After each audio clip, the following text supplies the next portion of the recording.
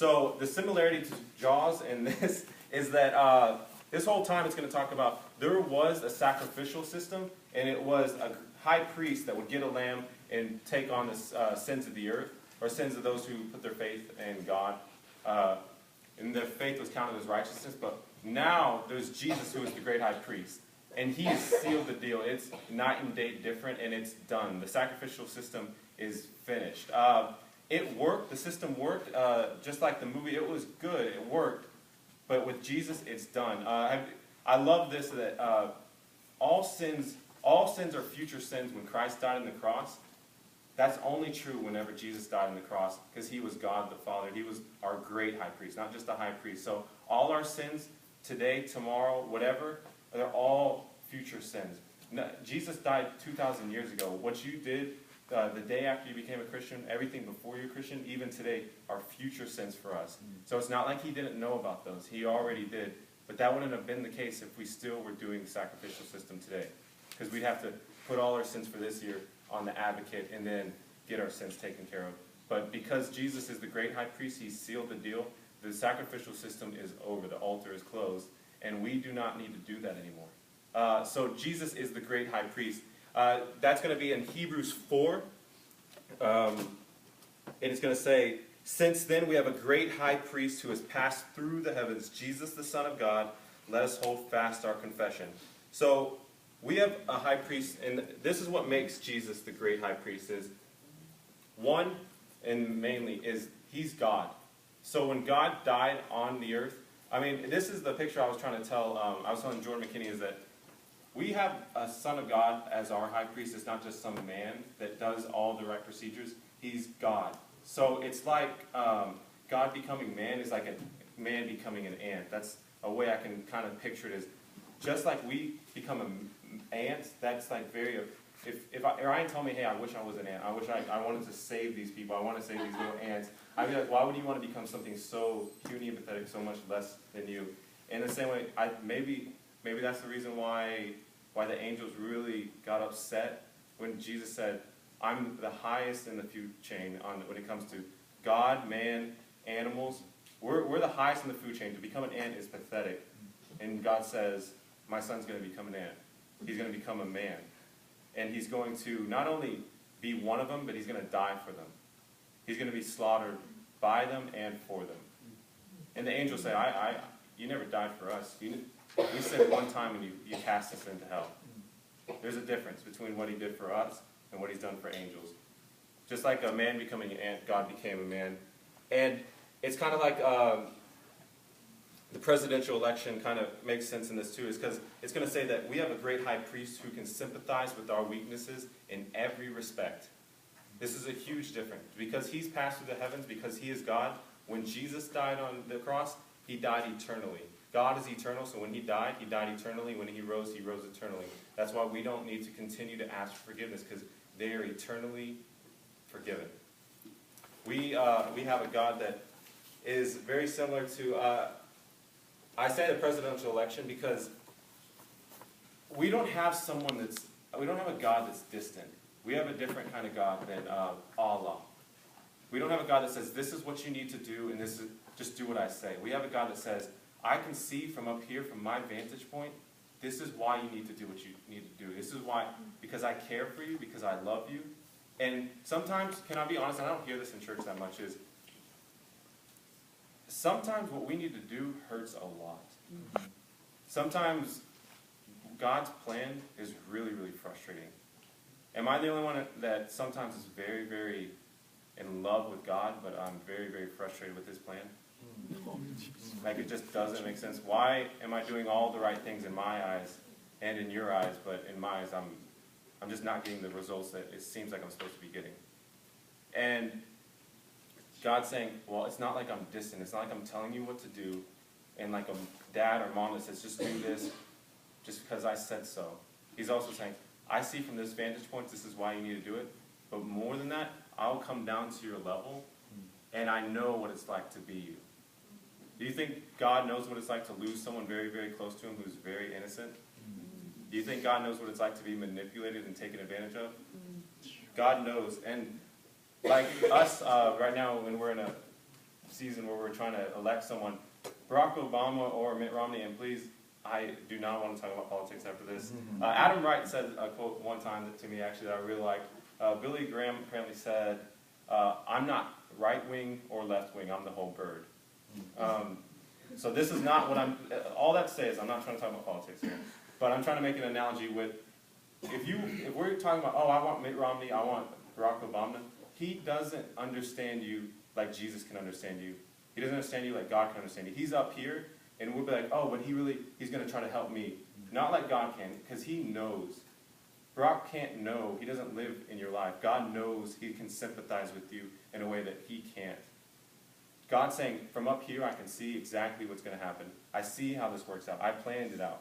And from down here, I know it. I can experience it. Lazarus' story is one of the greatest stories, I think. And in this part, and this might sound really weird, I don't even care that Lazarus got healed. I don't care at all. I just care that he wept. I care that Jesus wept when Lazarus died. I care that God cared. Because there's the question, why do bad things happen to good people? Have we ever asked ourselves that?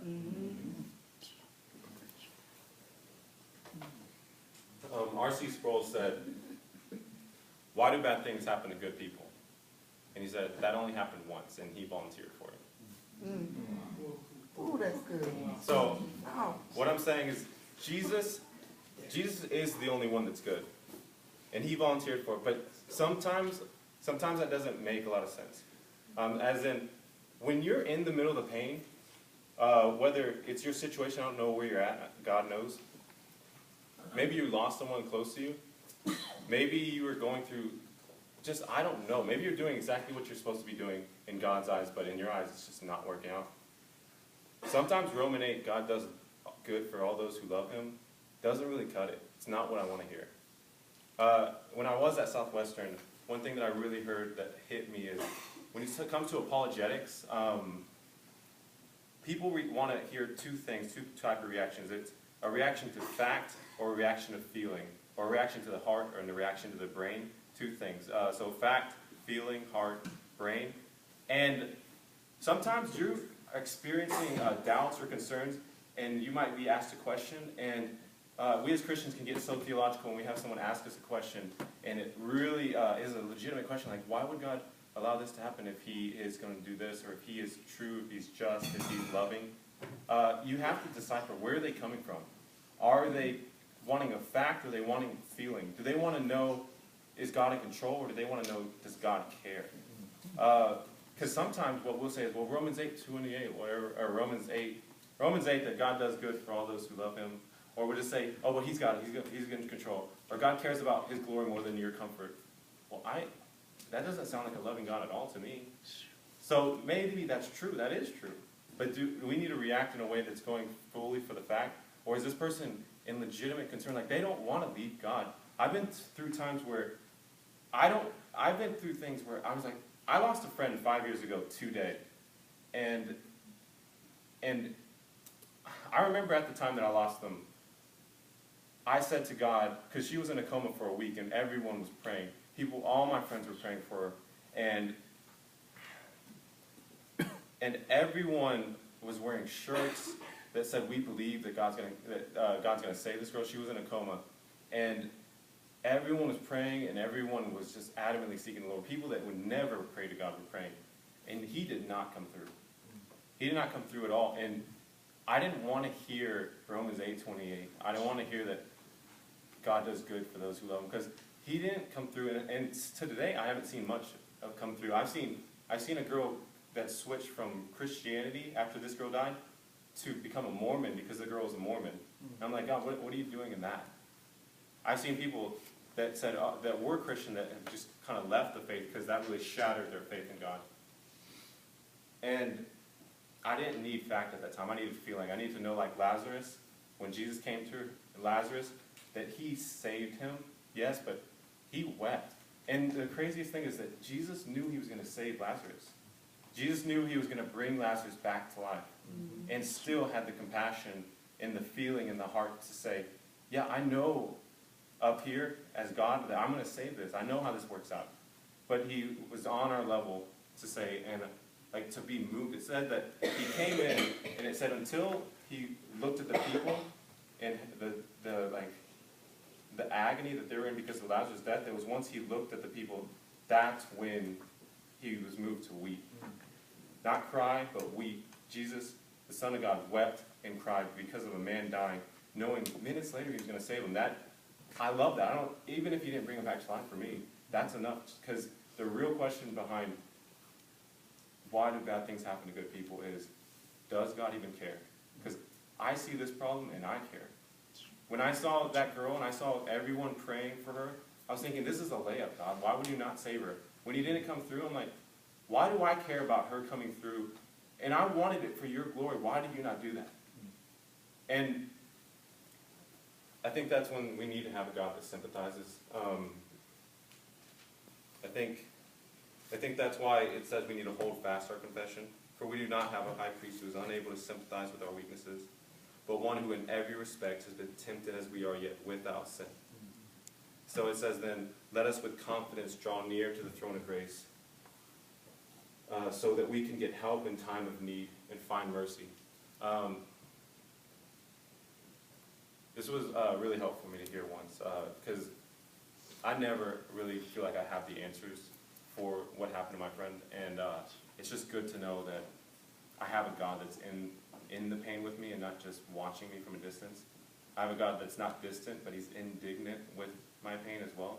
He sees it, and he agrees, and he mourns, just like he mourned for Lazarus. But the reality is sometimes God won't evidently, I think, come through where you get to see the results of pain that we have in our life. And I don't think that's the cool thing to preach. I don't think that's the easy thing to preach. Because I think sometimes it takes a long time, and maybe you don't ever see it. For example, Paul the Apostle, he was going completely that way, towards sin, towards killing Christians, and then God stops him and turns him this way. And the bro was a beast. Like, the bro was taking the gospel everywhere. He started going this direction, just adamantly taking the gospel. And then all of a sudden, and if you're Paul, you're starting to see the results of how God's using you. And I would be like, man, I was all the way over here, now God's got me here. And then all of a sudden, God stops him and puts him in prison. I would think that's the dumbest thing God could do, is to put Paul in prison. He's taking the gospel. He's a beast. He's taking it everywhere. You've entrusted the gospel to 12 knuckleheads, and then finally Paul comes along and he starts traveling everywhere and taking it everywhere. And you're going to put him in prison for 6 years? And it's not like 6 years and they release him. 6 years and then you kill him? That's what you do to the guy that's going to sacrifice everything for you? That's really, really hard to handle. But just like I said, sometimes, maybe if you follow Christ, you give up everything, because he gave up everything for you. And sometimes you're not going to see your part into it until maybe you're in heaven with Christ. Because this Bible right here, half of this New Testament is written by Paul. And half of this New Testament wouldn't be here if Paul wasn't in prison to have to write letters. Our faith wouldn't be here from this Bible because Paul suffered. So we have all the prison epistles. So I'll really end on this, that we have a God that is in control. He's loving, and most of all, like Hebrews 4 says, is he sympathizes with our pain, and in the end, he's in it with us. Like, his glory is more important than our comfort. And I think when you can sacrifice everything for him, because that Paul that was able to say, hey, I'll be put in prison, I'll be able to be killed for this, even though I would give everything. And I don't understand this plan. If I were you, God, I would let me go and continue to preach, because I'll preach until my feet bleed to death. I will go wherever you want me to. But if me being put in prison and being by myself, then I'll do it. I think we should do likewise.